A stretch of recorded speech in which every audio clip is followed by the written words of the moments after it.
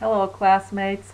My name is Mona Chapman, and I'd like to take some time today and talk to you about companion animals, not only the love we feel for them, but the impact they have on the environment, physically and emotionally. I'll be referring to 4 pieces of literature. One is by Alice Walker. This is the selected writings from 73 to 87, and this one's called Living by the Word. I also have Walden by Henry David Thoreau. A third piece is this audio by James Herriot. It's called World of Animals. It's a collection of 10 of his favorite short stories. And I also have a darling little children's book called Michael and the Cats. Now, we've all heard about the elderly or homebound person whose reason to live is a companion animal. Occasionally, news reports show how a pet heroically saved its owner's life, dragged a child from a fire, or barked incessantly to draw attention to someone who was fallen or was hurt. And anyone who regularly walks a pet is reaping some heart-healthy aerobic benefits. Our pets are a part of our families. They make a difference and contribute to better health and lower human health care costs. Any pet owner will tell you animals are good for a person's health.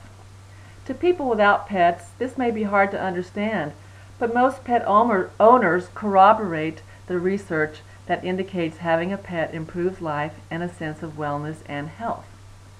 There are 72 million pet dogs in the United States and nearly 82 million pet cats.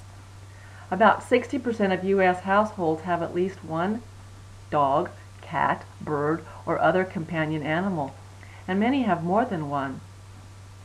James Herriot, Alice Walker, Barbara Abercrombie, and Henry David Thoreau all write of their experiences with nature, animals, health, and the quality of life that comes from this balance of nature. But is this emotional tie with our four-legged animals good for the environment? James Herriot was a veterinarian for 50 years in rural northern England. He wrote true cat and dog stories that are funny, sad, and pleasant, and they touch on all of our emotions. Anyone who has ever had a pet can connect to his passion for his animals. In a short story called Prince and the Cart Above the Bed, Herriot writes of the relationship between an elderly woman named Miss Stubbs and her pets. She understands her mortality, but is unsure how this mortality will impact her relationship with her animals after her death. Mr. Herriot makes a house call to check on her dog Prince, and the story reads. The card dangled above the old lady's bed. It read, "God is near." But it wasn't like the usual religious text. It didn't have a frame or ornate printing. It was just a strip of cardboard about 8 inches long with the plain lettering which might have said "No smoking" or "Exit." And it was looped carelessly over an old brass gas bracket so that Miss Stubbs, from where she lay, could look up at it and read "God is near" in square black capitals. "It's the dogs and cats, Mr. Herriot. I'm afraid I might never see them when I'm gone, which worries me so. You see, I know I'll be reunited with my parents and brothers, but... She gazed at the 2 cats curled up at the end of her bed. "Well, why not with your animals? That's just it." She rocked her head on the pillow, and for the first time, I, Harriet, saw tears on her cheeks. "They say animals have no souls." Clearly, Miss Stubbs would not prescribe to the notion of those people who believe in humanism over all other species. Followers of this thought argue for the overexploitation of nature by maintaining the superiority of humans over all other forms of life, and depicting all of nature as created for the use of humans. Now, Alice Walker is widely known for her novel, The Color Purple. When she was in Bali doing research for her book, what caught her attention was the sight of a mother chicken helping her little chicks cross the road.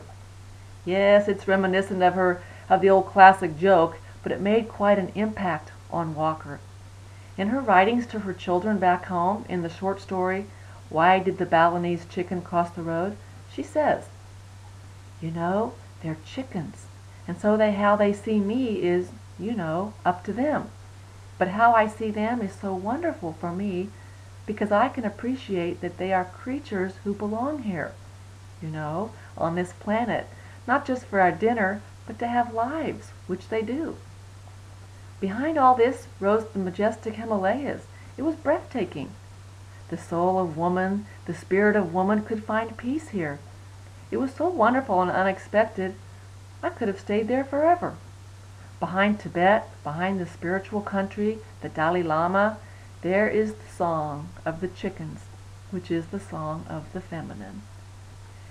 Now Walker admits she grew up eating chicken, and to this day she still does so at times. But to think it is morally permissible or even required to eliminate a species for the betterment of humankind and the world would not be a pleasant thought passing through her mind. Now, in his wildly popular essay, Henry David Thoreau expressed the need to simplify, simplify, simplify. His observations on the motivations and trappings of society are accurate and telling, even though 150 years ago. His desire was to live in a time of solitude, so he built a cabin in New England, thinking and writing down his thoughts. Thoreau wrote, "I learned this, at least, by my experiment, that if one advances confidently in the direction of his dreams and endeavors to live the life which he has imagined, he will meet with a success unexpected in common hours." Now, if a person wishes to live a boring and conventional life, devoting days to working for someone else, nights watching TV, a weekend cutting grass, and spending cash on one consumer product after another, then Thoreau is not the answer. But if a person wishes to experience life, then that can be found by reading Thoreau. In chapter 15 of Walden, which is entitled Winter Animals, he describes a magical world with a variety of animals, from geese, owls, foxes, squirrels, jays, chickadees, partridges, hounds, mice, and hares. The air is filled with the call of the hoot owl and the cry of the goose resounding through the woods. In the morning the red squirrels scuttle and scavenge. At the dusk the rabbits come for their feedings, and on moonlit nights the foxes search the snow for prey. Such sounds come and go, but the sounds of snow falling and ice cracking continues throughout the sounds at his doorstep. He occasionally places the harvest of unripe corn at his doorstep, attracting smaller squirrels and rabbits to feed near his dwelling. Sometimes he sits and watches the little creatures paw at their food for hours, and other times they carry their bounty away into the forest, discarding their refuse in various spots. This refuse attracts the jays, the chickadees, the sparrows that descend upon the leftover cobs, and they pick at them. Now, in the book Michael and the Cats by Barbara Abercrombie, she describes the first meeting of a small boy learning of the furry species for the first time. It's about a little boy who has no pets, only a baby brother. It's only when he and his family get to go visit his aunt and uncle that he's thrilled to discover they have 2 cats. He loves them right away and tries to grab their soft fur and feed them some of his ice cream and dress them in his sweater. His mother tries to teach him by instructing him not to scare the cats, not to get them sick or to hurt them. So he watches them and he learns. The story reads, "In the middle of the night, Michael suddenly woke up. Something had landed on his bed. The cats were sitting next to his feet. 'Hi, cats,' he whispered. They curled up against him. They felt warm and soft and friendly. Michael could hear them purring." Now, the very day after I read this little children's book, there was a Parade magazine insert in our local February 19th newspaper edition. It was by Connie Schultz, and she tells the story of her husband and his new puppy, the first one he's had in 50 years. She says, "Here's the thing. I watch my husband playing with Franklin, and I see that boy he used to be." Her husband might be just that little boy Michael from the children's book. Now, how does this all affect the environment? Well, the research component that delves into the benefits of a person's life based on their relationship with a companion animal is not in question. The facts hold true that bringing a companion animal into your life is going to be a benefit, and it will increase the need But it will increase the need to review budgetary options, and the ecosystem will feel the ramification of our nurturing animals like they are a part of our families. Food, health, accessories, life's accommodations for a quality setting, much like our own, is the true impact of what will continue to be felt.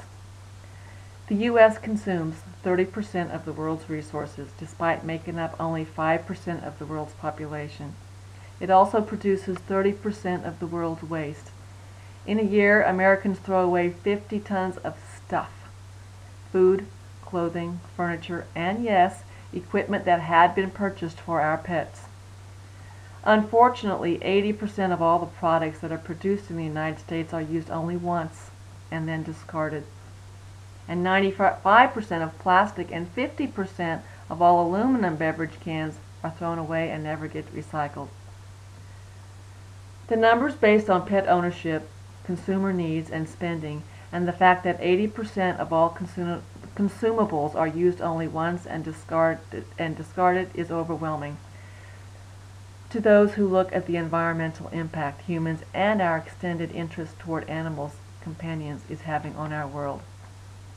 Now, to bring this all together and to conclude, let me say, the card dangled above the lady's bed. It read, "God is near." We should keep in mind that as we watch Michael nuzzle his cats, or the middle-aged man say to Franklin, "Oh, buddy, we're happy to see Daddy, aren't we? Yes, we are, yes, we are, yes, we are." Or think of Thoreau sitting and watching the little creatures paw at their food, and Walker writing to her children and saying, "Mommy had this realization that behind the world, always, there is a song." Let's hope that our song will reflect an ethical and environmental balance in the lives of humans and all animal kind. Yes, humans throw away approximately 30 million tons of garbage annually. But is the preservation of the earth and the environment depending on the moral and ethical decision to throw the baby out with the bathwater? Ask Michael as he sleeps with the vibration of the purring cats nuzzled around him. Take care all, and I will talk to you soon.